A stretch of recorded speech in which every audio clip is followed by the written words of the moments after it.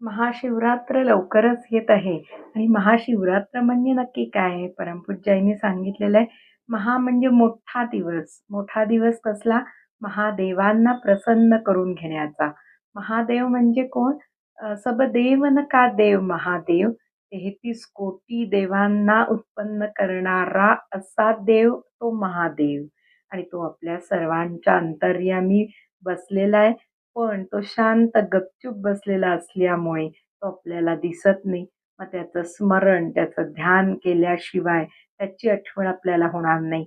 म्हणून महाशिवरात्र आणि त्याला जर बघायचं असेल, तो आत बसलेला त्याचं दर्शन हवं असेल, तर सामान्य चक्षुंनी ते होत नसल्याने त्याच्यासाठी तपश्चर्येचा चष्मा घालावा लागतो आणि तपश्चर्या म्हणजे भजन, उपासना आणि नामस्मरण आणि अशा तपश्चर्येनी महाशिवरात्रीच्या दिवशी महादेवाला आपण प्रसन्न करून घ्यायचा प्रयत्न करायचा आहे.